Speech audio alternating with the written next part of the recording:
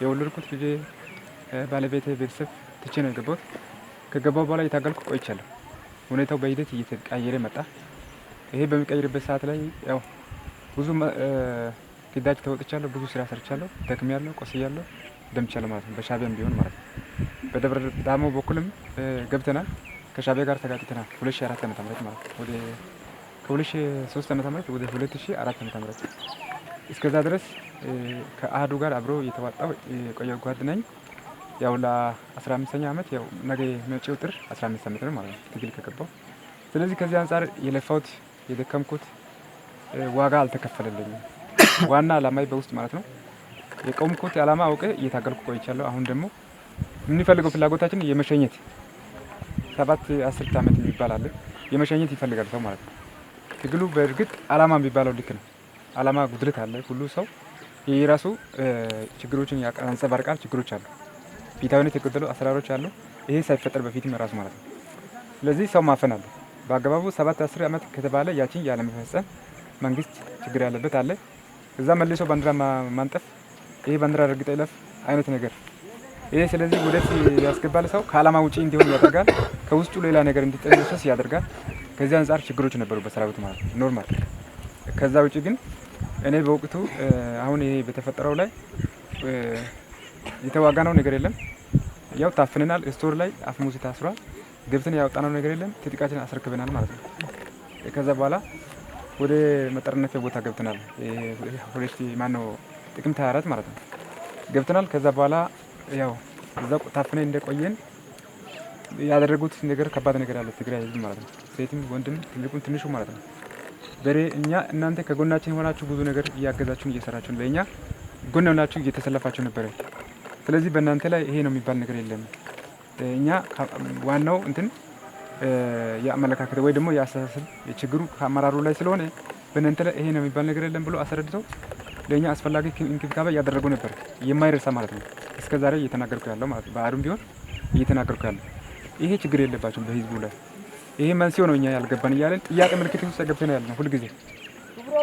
በቃ ብሎ አብሮ ሲታገል ሲለፋ የነበረ ሰው ሁሉ ከጎናችን ሲጠፋ ወደ ተስፋ መቁረጥ ወደ ተለያዩ ነገሮች እየገባን መተናል። ከዛ ደግሞ በእግር ጉዞም እስከ አማራ ክልል ገብተናል። እኔ አሁን ሁለተኛ ጊዜ መጣ እንዳትሉኝ ቅድም ተናገራለሁ።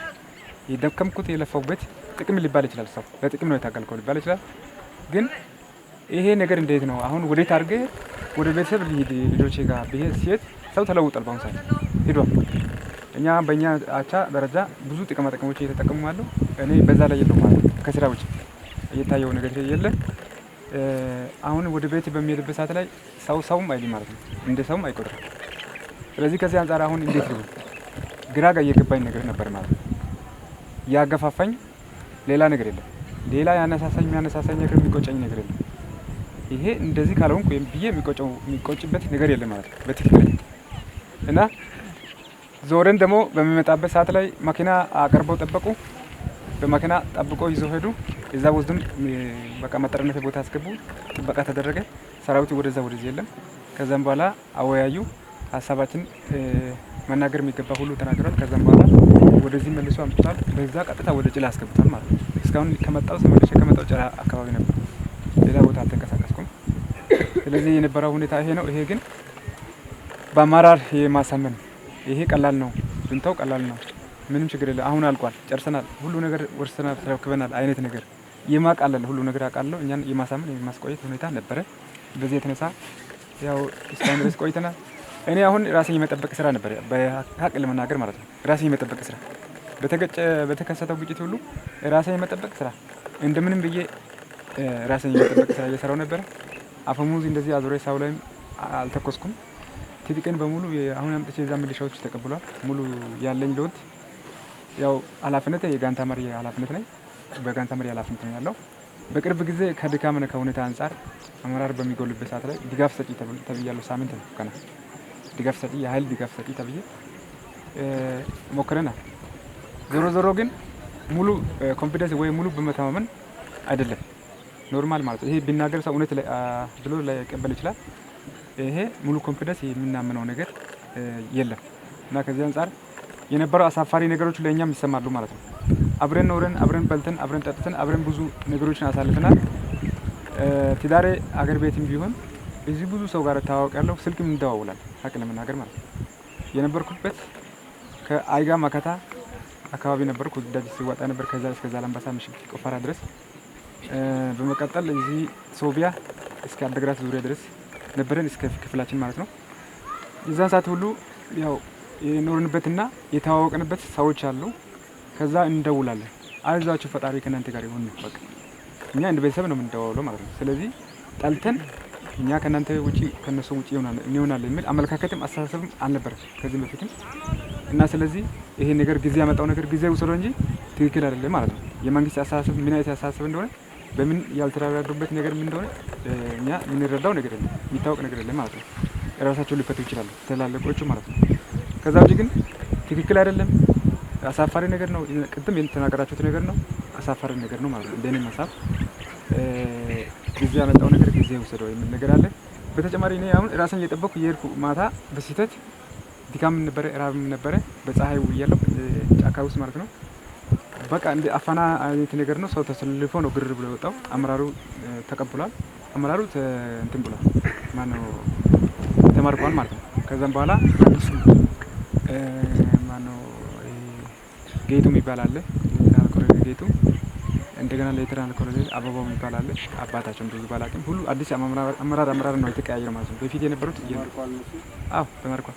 ከዛ በኋላ በቃ ይሄ ነው ስላለ የሚል ነገር ምክክር ተመካክረናል። ሁሉ በሚወጣበት ሰዓት ላይ ያው የነበረን እንግልት ነበር፣ ውጣ ውረዶች ነበሩ። አንድ ቦታ ስንሄድ ሌላ እንግልት፣ አንድ ቦታ ስንሄድ ሌላ እንግልት፣ ተስፋ የሚያስቆርጥ እንግልት ነበረ። በዚህ አይነት ቆይተናል። አሁን ደግሞ ትላንትና ግር ብለን ትላንትና ጠዋት ማለት ነው ጠዋት ክፍለ ጊዜ በቃ ቁርስም ሳይበላ ቁርስም የሚበላበት የለም። ለ4 ቀን ያህል ኦፕሬሽን ምን ተቋርጧል። የለም መንገድም ዝግ ነው፣ ውሃም የሚመጣበት የለም። ስለዚህ ከዚህ አንጻር ሰው ሁሉ በቆሙ ተስፋ ቆርጦ የሚናገረው ነገር አጥቷል ማለት ነው። በትክክለኛ ማለት የሚናገረው ለማን ይናገር ማን ማለት ይችላል። ከዛ በኋላ መሳሪያ ከባድ መሳሪያዎች ወደኛ አፍሙዝ ዞሮ አየር መቆሚያ ዚዋ 3 ሁሉ ሲተኮስብን ይሄ ነገር እንዴት ነው? እዛው ውጊያ ነበርና አሁን እዛ ይዞ መጥቶ ነው ወይስ ከየት የመጣ ነገር ነው? በቃ ግራ የገባ ነገር ማለት። ከዛም በኋላ ሰው በቃ የራሱ የያዘውን ይዟል፣ የጣላውን ጥሏል። ግር ብሎ ተሰልፎ አንድ አቅጣጫ ይዞ መጣ። እኔ ደግሞ አንድ ቦታ ላይ ዞር አልኩትና ለራሴ ጉልበቴን ስላለቀብኝ ማለት ነው አገግማለሁ። በቃ የራሱ ጉዳይ ሚሄድ ሂድ አልኩትና እዛው ቆይ። ማታ ላይ ደግሞ በዚህ ሰዓት መቼ ልነሳ ያልኩ ነው እኔ መቼ ሰዓት ተነስቼ ሊንቀሳቀስ ያልኩ ነው ማታ ማለት ነው። ማታ ጨለማ ተገና አድርገን ለመንቀሳቀስ ፈልገን ከዛ አሁን ወደዛ ወስጄ ትጥቂ እንዳልሰጥም የሚሰጥበት ቦታ ማላቅም ቶክስ አለ በየዙሪያ። ከዚህ አንጻር ያለውን መስዋዕትነት መክፈል አለብኝ አልሆነ ቦታ ነው የሚል ነገር ነው ሀሳብ ነበረ። ከዛ በኋላ ብዬ መጥቼ ወደ ሳምሪ አቅጣጫ መጥቻለሁ። እዛ ቀይ ተራራዎች አሉ፣ በጣም ጫፍ የሆኑ ቀይ ተራራዎች አሉ። ወደ ሳምሪ ሳይሆን ከጭላ ወደዚህ በኩል ጥግ ላይ የሆነ ተራራ ለብቻ ያለ ተራራ አለ። ከዛ ተራራ ውስጥ ገብቻለሁ። የተፈጥሮ ከባድ የተፈጥሮ ያለበት እዛ ገብቻለሁ። አዲስ ነው ቦታው። ከዛ በኋላ ሲመጣ በመደዳ 3 ቤቶች አሉ፣ 3 ቤቶች አሉ። ጠርቻለሁ። ውሻ ይጮሃል፣ የሚሰማኝ ሰው ጠፋ። ይሄ ለምንድን ነው? ውሃ ሊጠጣ የሆነ ነገር እረፍት ለማግኘት ፈልጌ ሌላ ተንኮል ያዘልኩት ወይ ሌላ ነገር ሊሰራ አይደለም። ግን 3ኛው ቤት ግን የሆነች ሴትዋ አቤት ያለች ቤቱን ከፈተች። ቀኑ ማነው ሰዓቱ ወደ 7 ሰዓት አካባቢ ነው ከሌሊቱ ተጉዤ የመጣሁበት ማለት ነው። የተጓዝኩ ነው የነበርኩት እስከዛ ድረስ 10 ጉዳይ ነው የመጣሁት። ከዛ በኋላ እዛ ደርሼ ሴትዋ ከፈተችኝ። ውሃም ስጪኝ፣ እኔ አርፋለሁ፣ እዚህ አርፌ ጠዋት ተነስቼ እንቀሳቀሳለሁ ብዬ በትግረኛ ብቻ ነው የምትሰማው ሞክሬያለሁ የተወሰነ። ከዛ የተረዳች መስሎኝ ገብቻለሁ። ውሃ ሰጠችኝ። ምግብ የለም አልቋል የሚል መልስ ሰጠችኝ። በቃ ችግር የለም ውሃ ጠጥቻለሁ፣ አሁን ተኛለሁ፣ እዚህ መሬት ላይ ልተኛ አልኩ። ቺከን እንዳይጃለሁ። ከዛ እዛ ጋር ቁርበት አለ ቆዳ አለና እዛ ላይ ተኛ አለች። በቃ እኔ መኝታ አስተካክዬ ተኛ። እሷ ደግሞ ለካ ወደ ውጭ ወጣችና ልጇ ውጪ ነው ያለው፣ ትንሽ ጎረመስ ያለ ነው። መጣና ሌሊት ይሄ 9 ሰዓት አካባቢ በግምት 9 ሰዓት ነው። ሚሊሻም አለ ከእኔን ጠዋት ወደ ላይ ያመጣ። በቃ ዱላ፣ የቆየ ዱላ፣ የደረቀ ዱላ፣ የወይራ ዱላ ነው መሰለህ። ቀጠቀጠኝ። በቃ እዛው መኝታ ላይ ማለት ነው ቀጠቀጠኝ። በቃ ብዙ ነገር አለ። ያው ዞሮ መሞት አይቀርም። በቃ ምንም ማድረግ አይቻልም ብዬ ወሰኛ ነበር። ህይወት ተርፏል። ዞሮ ሰውነት ሁሉ ዱላ ነው ማለት ነው። ይሄ አሁን ተሰብሯል እንትኑ ማለት እጄ ተሰብሯል።